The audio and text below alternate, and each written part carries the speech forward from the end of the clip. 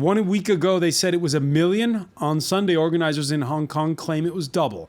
2 million marching, despite the suspension of a bill that would allow the extradition of political prisoners to mainland China. Protesters unmoved by the freeing of activist Joshua Wong and the apology of the territory's chief executive, Carrie Lam. So the question is, where now? Do residents of the former British colony press their advantage and call like they did in 2014 with the umbrella movement to occupy the center of Hong Kong and push for more rule of law? Or is it best not to push Beijing too hard? Beijing, which in times of trade tensions has shown it still needs that fragile bridge between the West and the mainland. Just how much does it need Hong Kong? At a time when liberal democracy seemed weakened and vulnerable, why did a tiny territory of 7 million people force a giant of 1.5 billion to back down? Today in the France 24 debate, we're looking at Hong Kong's people power. And with us, she's a Hong Kong-born, Paris-based artist, Joshua Wong. Welcome to the show. Thank you for inviting me. I want to thank as well Jean-François Di Meglio, president of the Asia Center. Hello. Nice to see you again. From Nottingham, England, Andreas Fulda, senior fellow at the University of Nottingham's Asia Research Institute, the author of The Struggle for Democracy in Mainland China, Taiwan, and Hong Kong. Thanks for joining us.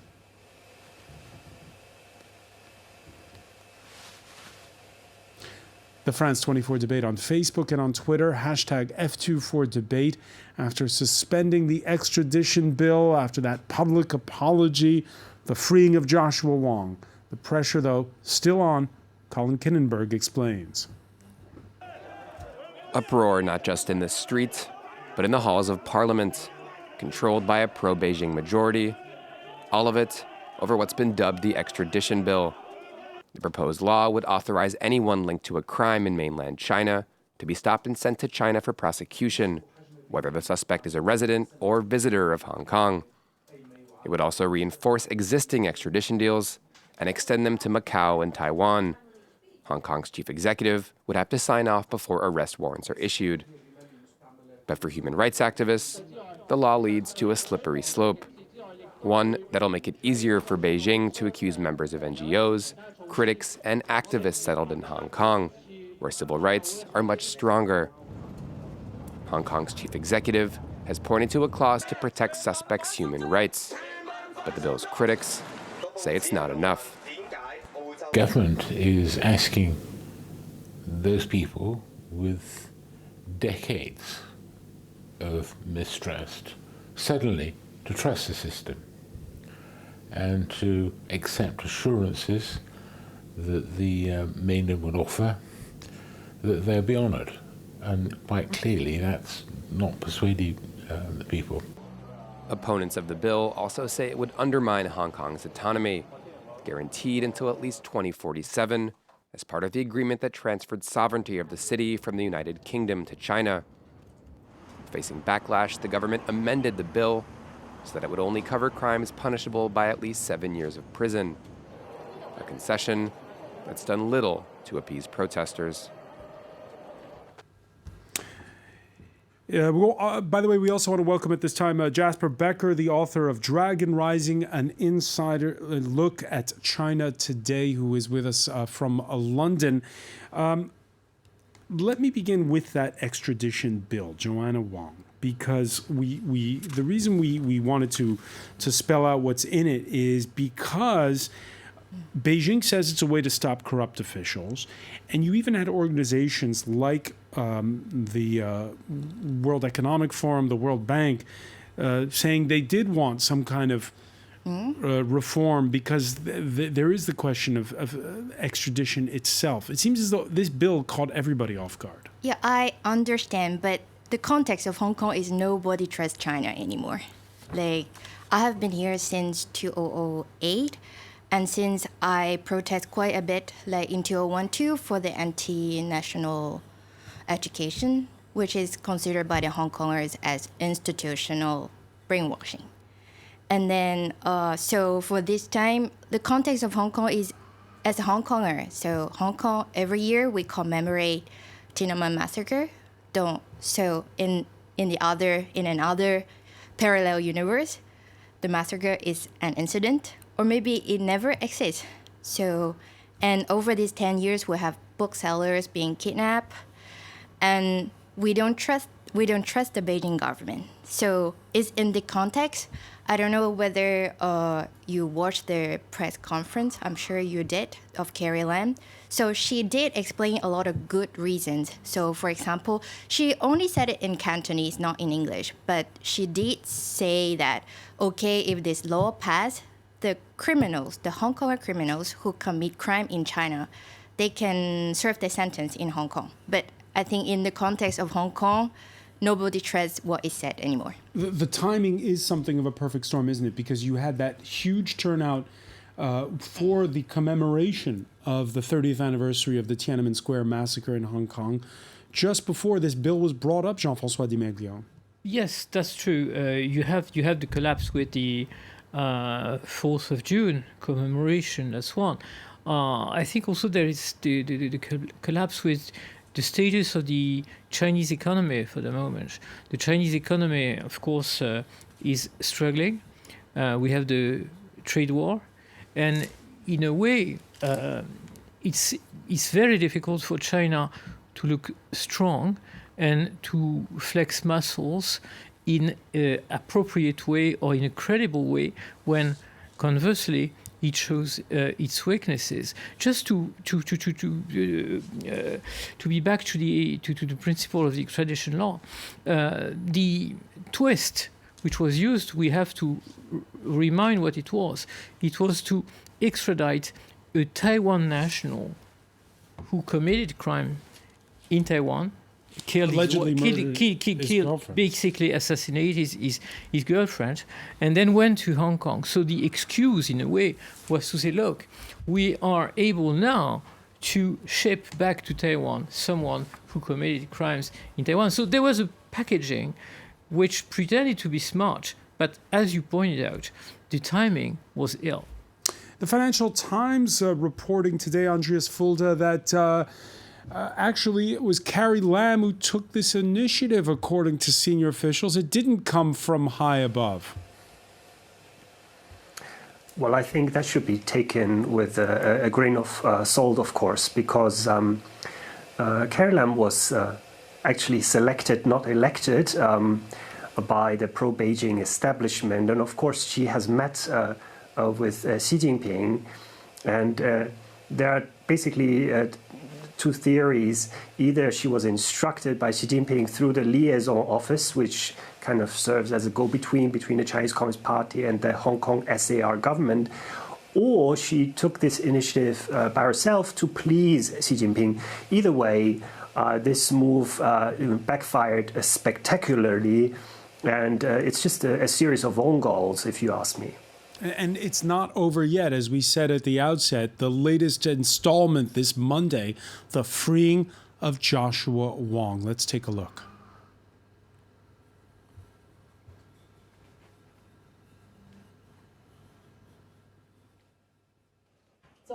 One major victory under their belt, a youth leader back after weeks in prison, and Hong Kong's pro-democracy protesters are vowing to keep up the fight. The organizers of a movement that has brought hundreds of thousands of people into the streets are now seeking their next steps.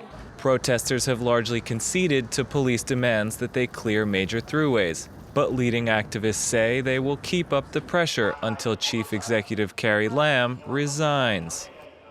So we're communicating, we're building up our power. It may not be the form of physically being here at Admiralty, but the campaign will carry on until our demands to be satisfied. Released from a Hong Kong correctional facility on Monday, influential pro-democracy activist Joshua Wong is adamant that the movement must continue. Beijing and Carrie Lam transform whole generation of youngsters from normal citizen to dissident. That's the price that Beijing must pay. On Sunday, up to 2 million people took to the streets, despite Lam's promise the day before to suspend the extradition bill at the center of tensions. So far, Lam has refused to step down or to permanently scrap the bill. She maintains strong backing from Beijing. On Monday, Chinese leaders reaffirmed their support for Lam against what they called street violence and, quote, the ill-intentioned interventions of foreign governments. Jasper Becker, were you surprised to see Joshua Wong freed? Well, quite often in these cases, the Chinese Communist Party pushes ahead to see what kind of external and internal resistance there will be towards their game of basically turning Hong Kong into another Chinese city, bringing it totally under their control. So in this case, as they've done in the past, they've pushed ahead, and when there's been some resistance, they've staged a tactical retreat, but the program continues. So we had the downfall of Chung Chi-hua a few years ago, but then they carried on ignoring the demand of Hong Kongers, particularly during the Umbrella Revolution, for the right to directly elect their own chief executive, which was actually promised under the Basic Law. So in a sense, I think most people will see this as a tactical retreat. They've been surprised by the extent of the resistance. 2 million people on the streets of a city with a population of 8 million is something quite extraordinary and quite unprecedented in Chinese history. And I think what you've also got to take into account is the wider picture. What's made a difference in the last few years is the election of President Trump and his also unexpected decision to push back against the Chinese and to increase these tariffs. And that's put Hong Kong in a very difficult position because they're basically now one tweet away from a financial panic in which everybody in Hong Kong, the mainland investors, the local Hong Kong population, and the American and European investors, if Trump comes up with some tweet saying, well, from now on, we're not going to treat Hong Kong as a special place with special rights, it's just going to be another Chinese cities, then everyone is going to be rushing for the exit at the same time. The banking system could collapse, the peg with the dollar could break, and the vastly inflated house prices would suddenly collapse, which would expose the whole rickety banking system.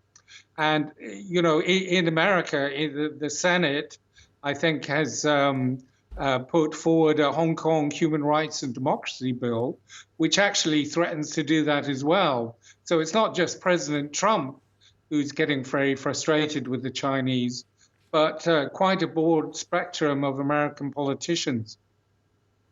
Joanna Wong, do you agree with that? Donald Trump putting pressure on Beijing could actually backfire for citizens of Hong Kong? I actually heard about what he said on the news.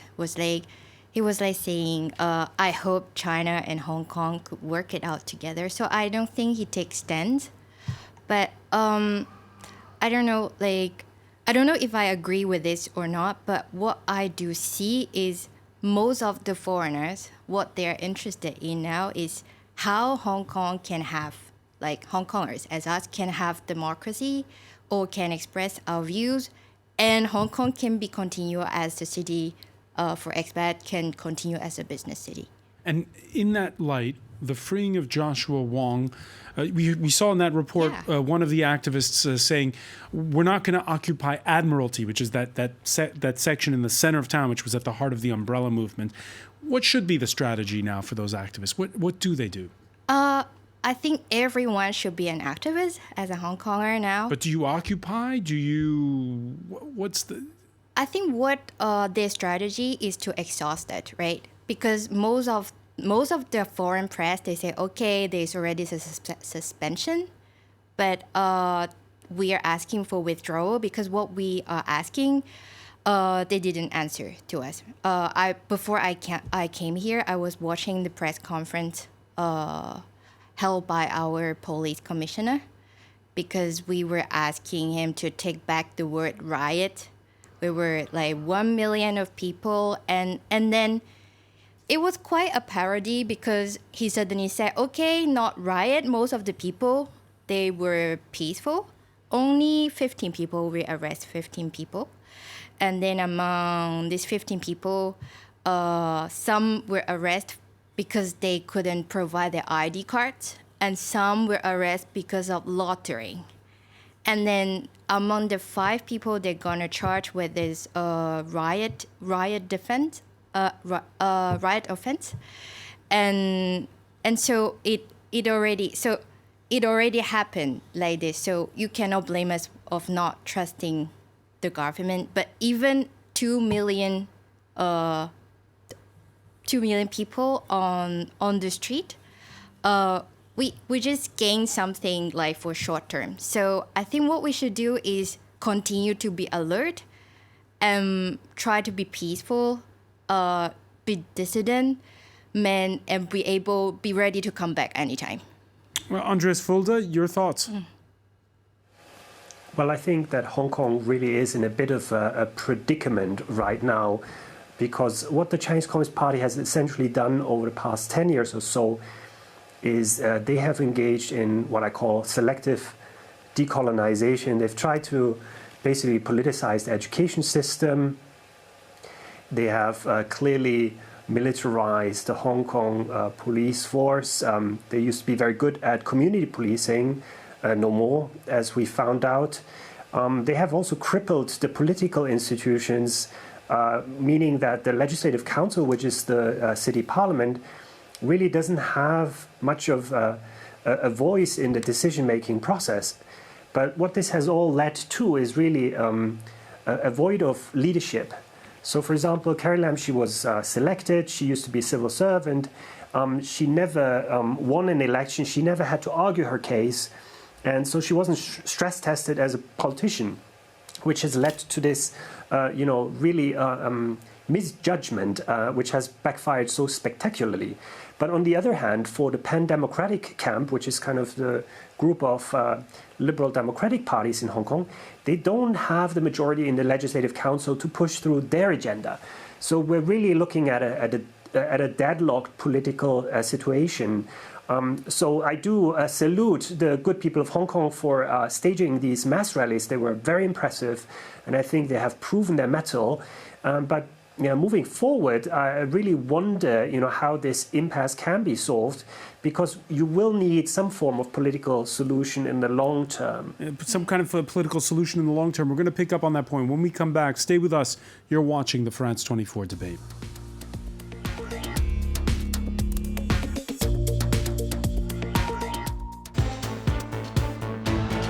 Welcome back, or welcome if you're just joining us. It's the France 24 debate, and we're seeing how Hong Kong has forced a climb down by Beijing, which has suspended that extradition law, which would have allowed political prisoners to be sent to the mainland. They've also had something of an apology, which we'll hear in a moment, from the chief executive of Hong Kong, the release of its most prominent activist, umbrella movement leader Joshua Wong. With us to talk about it is Joanna Wong, who's a Paris-based Hong Kong artist. Welcome back as well to Jean-François Di Meglio, president of the Asia Center from the University of Nottingham. The author of The Struggle for Democracy in Mainland China, Andreas Fulda, is with us. And from London, journalist Jasper Becker, the author of Dragon Rising, an inside look at China today. We're discussing just before the break how Carrie Lam was thrust into the limelight. Yeah, as we said, she issued something of a public apology on Sunday. I feel deep sorrow and regret that the deficiencies in our work and various other factors have stirred up substantial controversies and dispute in society following the relatively calm periods of the past 2 years, disappointing many people. We will adopt the most sincere and humble attitude to accept criticisms and make improvements so that we can continue to connect with the people of Hong Kong. The central government has always fully affirmed the work of the chief executive of Carrie Lam and the SAR government. The central government will also continue to firmly support the chief executive and the SAR government to govern according to the law. Now, that statement at the daily briefing by the foreign ministry there, Jean-François Di Meglio, is it one of those motions of confidence you hear for a football manager from the owner just before he's fired? Well, yes, in a sense, the comparison works.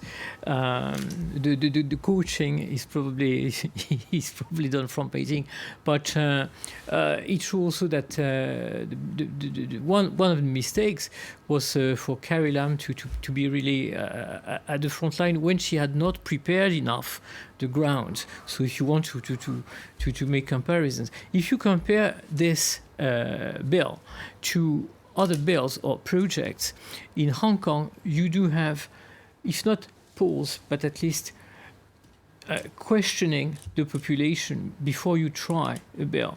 And if I understand correctly, there was even a try about animals' rights in the recent past. So the Hong Kong administration took time to test the Hong Kong opinion about animal rights, and that was not the case for this very important bill. She's quite confident in herself. Well, that's the big mistake probably. And yes, you can say that the confidence comes from Beijing because she felt that she was backed up by Beijing. But probably there is also, as was said before, a gap in understanding exactly what the Hong Kong opinion is, and this is why many people were taken by surprise. Once again, when we see Joshua Wong was, as you said before, hardly born when the Huigui, the return of Hong Kong to China happened. So the big surprise is that while China bet on 50 years being enough to forget about what the former Hong Kong used to be, it's exactly the reverse. There is a kind of look back at what Hong Kong used to be and what it can become. And that's the mistake in the analysis by Hong Kong administration and probably by Beijing as well. On that point, Joanna Wong, we know Beijing is probably not going to accede to the demand that Hong Kong be able to elect by universal suffrage its chief executive. No, we always joke about that in Hong Kong, actually. Like, Carrie Lam has a nickname called like 37, because she was elected by 777 pro-Beijing elite. So this is what we joke about all the time.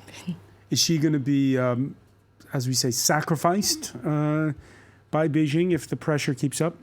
I think it's possible, because today I've been watching the news and our legislative council, there are people, they're pro-Beijing, but they start to say, yeah, we tried to tell her it's not the right time, because, they are still kind of linked it to our election, and our election is soon. So they start to talk about this, but anyway, it's going to be another person appointed, right? So it's going to be hard for us anyway. Jasper Becker, you were talking in part one of our discussion about the context of the wider tensions between Beijing and Washington.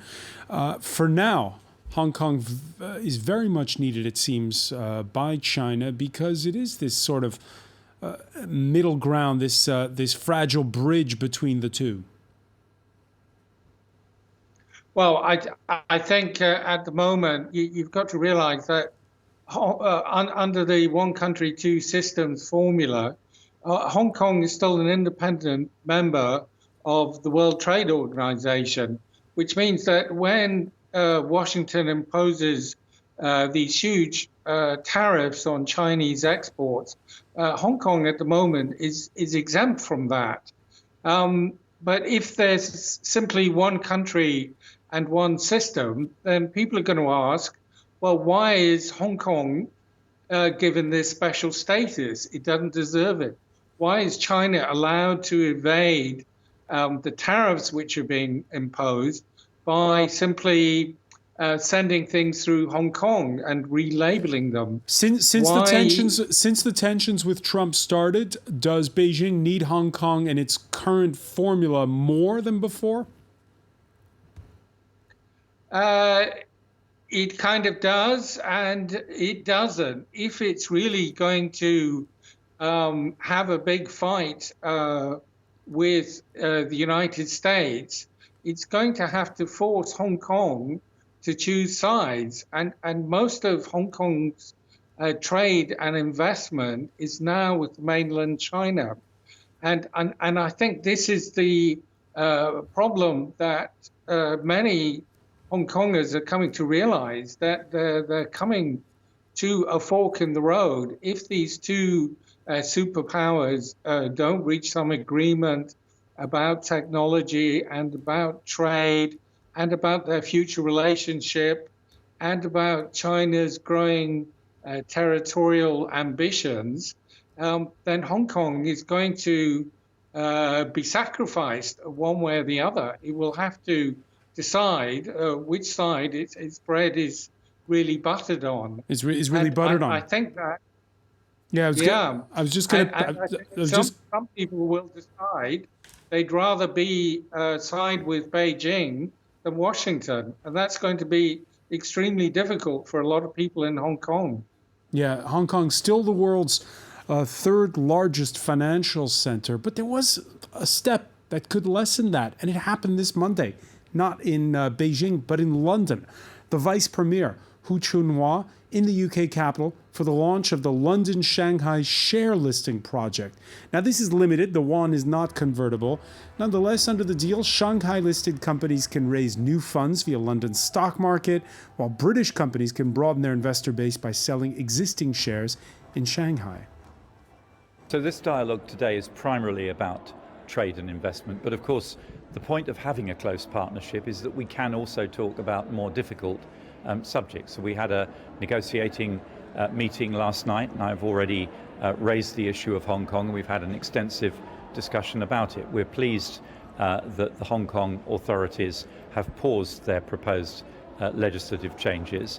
Jean-François Dimeglo, your thoughts on this new sort of mechanism, which I know means baby steps for the Shanghai market being open to the outside world. It's baby steps, but it's a rejuvenation of the internationalization of the Chinese financial markets.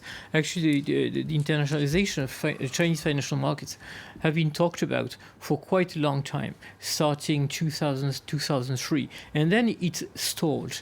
During the last 3-4 years, the renminbi, the Chinese currency, went down in the ranking of the most used currencies for trade.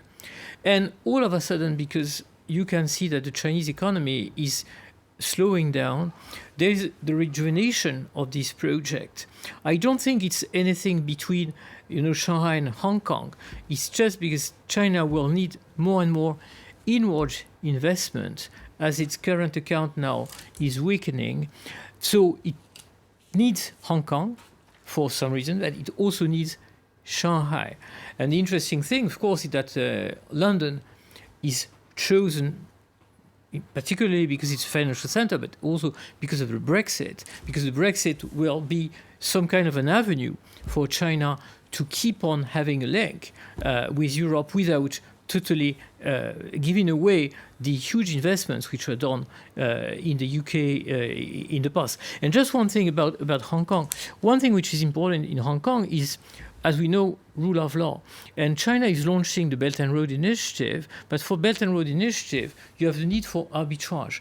And 3 months ago, Chief Justice from Hong Kong was in Paris and in London to sell Hong Kong as an equitable place to arbitrage whenever there would be conflicts.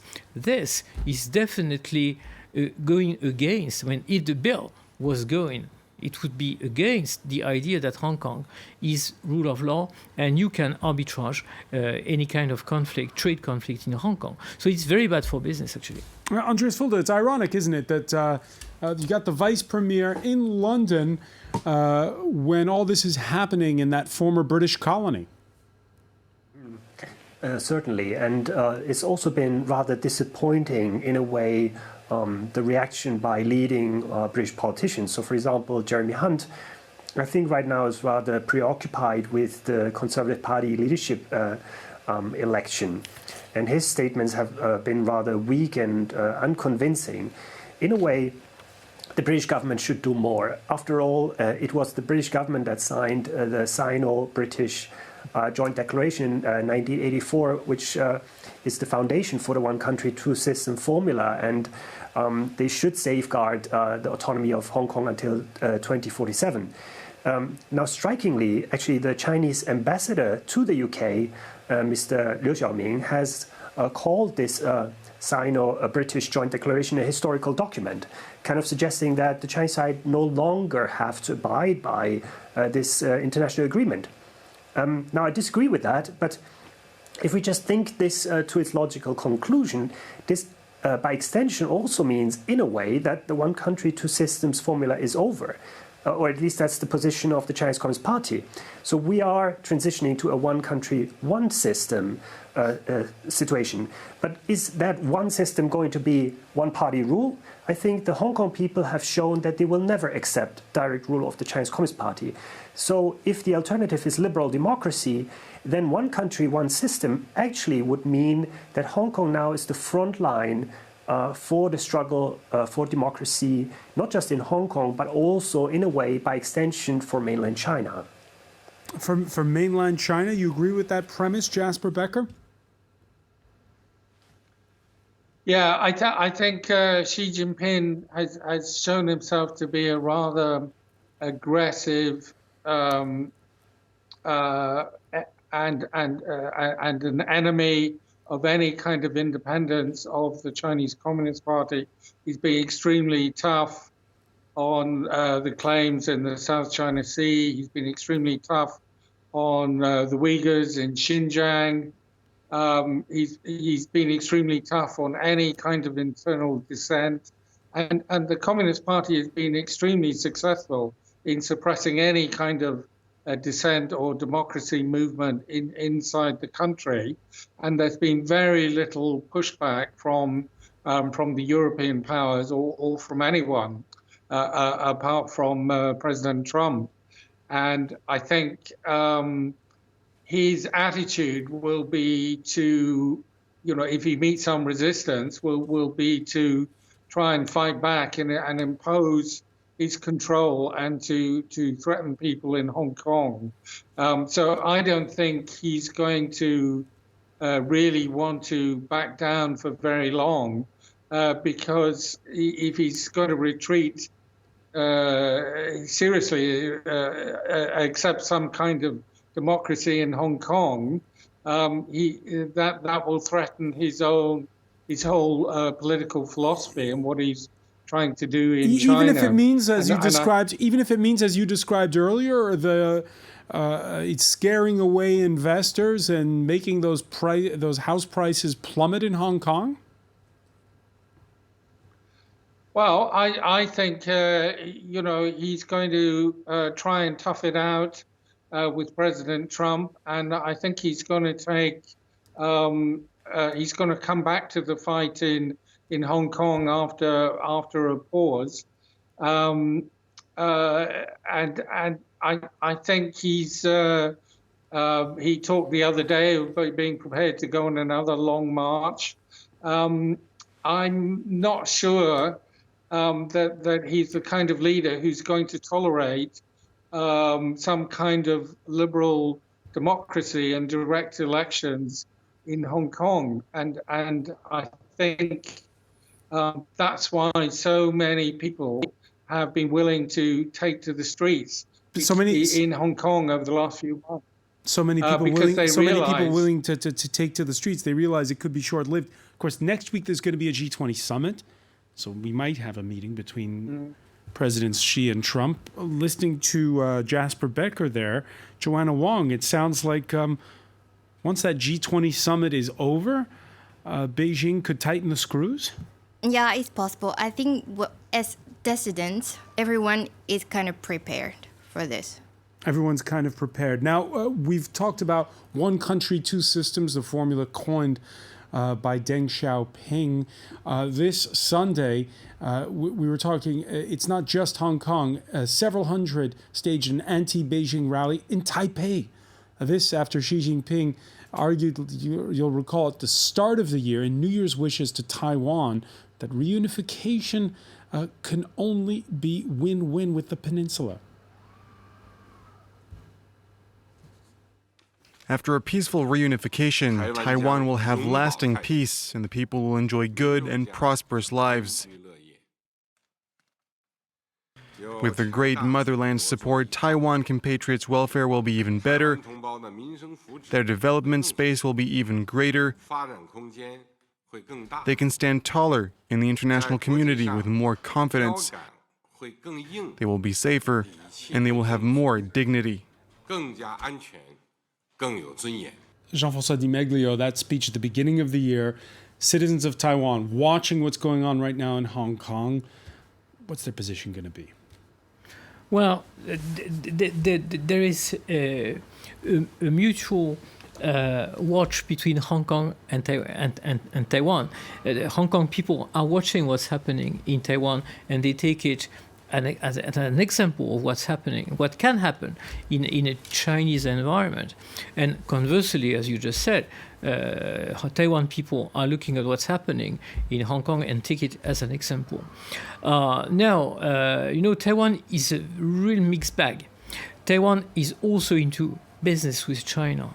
So there is a huge debate in Taiwan between the people who would agree with most of the words that Xi Jinping has said, as long as he does not mention the political system which would be imposed upon Taiwan. Yes, in Taiwan, many people would believe that Taiwan would be, of course, more prosperous if it benefits from a stronger commitment with China, but of course not that kind of China. So Taiwan is a very mixed bag.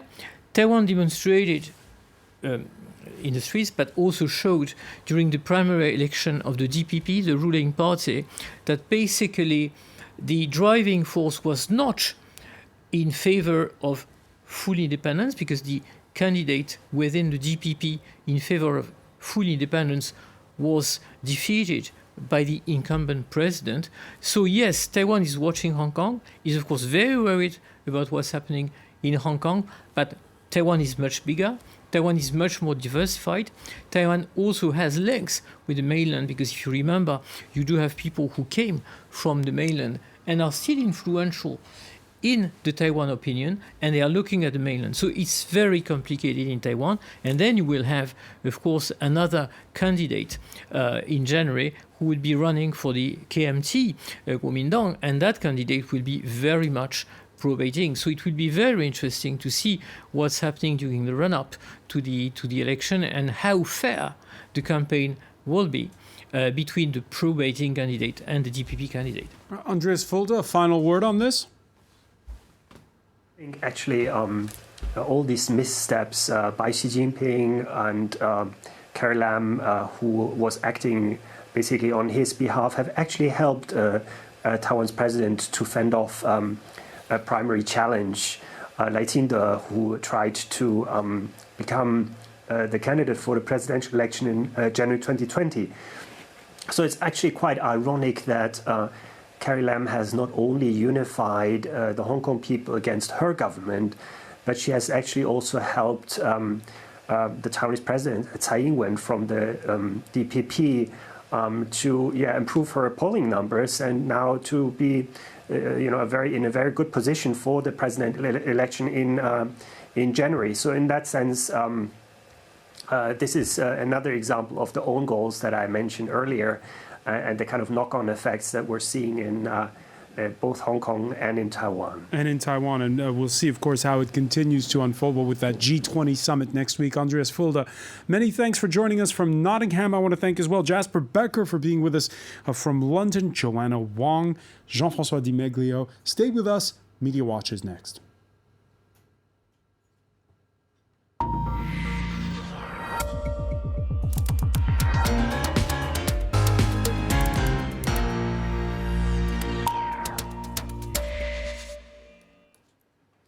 And we say hello to James Creedon. Hi, Francois. Just a quick look at how this has been playing out on social media. Of course, a big dimension visible online. Quite a focus today on Joshua Wong, who was one of the protesters who was imprisoned. He was released, and you can see several tweets feting his energy and his stamina and the fact that he was addressing the crowds. This guy will not be intimidated. Pretty inspiring indeed. He took to his own Twitter later in the day to repeat his message. I suppose the consistency of his message is clear. I have just been released from prison. Withdraw the extradition bill. Carrie Lam, step down. Drop all political prosecutions. So that message being heard loud and clear, and indeed a lot of people saying welcome back, Josh, and sending well wishes online. Of course, he made the cover of Time magazine recently. Now, this is a tweet worth pointing to as well. While the business sector breathed a sigh of relief over the suspension of the extradition bill, I hope they remember that this was achieved off the back of protesting Hong Kong youth's suffering. So a lot of people online saying that this really, what we've seen in terms of the shift on the extradition bill is obviously enough, I suppose, a direct consequence of the pressure and from the street, and indeed the suffering that would have accompanied that. Notably, a lot of comments as well for one protester who died in the last couple of days. He fell from scaffolding wearing a raincoat. This is actually the Twitter account of Badia Chow, I hope that's correctly pronounced, well-known Chinese cartoonist and very critical of the Chinese authorities, and he made this image which actually recalls what the protester was saying. His surname at least was Long, 35-year-old man who fell to his death, and indeed that created a lot of, I think, sympathy and a lot of people bearing flowers in the 24 hours that followed during the protest in memory of him. And of course, that ratcheted up the pressure all the more on to have the extradition bill removed.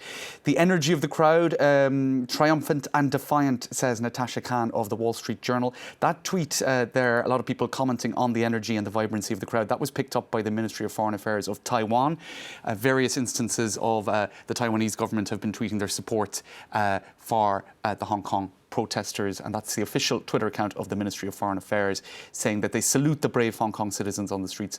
So much to say on this, Francois, but a lot of people commenting on the visuals, the images, how organised and respectful the crowd has been. Yeah, this one from the director of Human Rights Watch. That's right, Kenneth Roth saying, autocrats beware, who said that people don't want democracy. And of course, that's a reference to the number of people who've taken to the streets and how polite they've been, some have said. This is an image that has been picked up by a lot of different Twitter accounts where the crowd parted.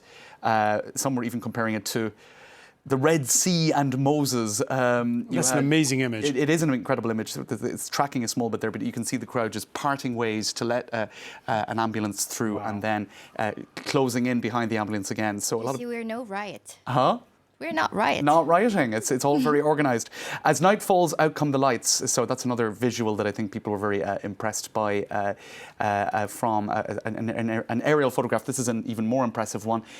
This is not from a game or a movie, but from tonight's protests, an aerial shot of central Hong Kong. Anyway, so much more to say, and I'll finish with this image from a Swiss cartoonist, V. Schrank, perhaps echoes of imagery and iconography from Tiananmen. From Tiananmen Square and Tank Man. Many thanks, James Creedon. I want to thank our panel again. Thank you for being with us here in the France 24 debate.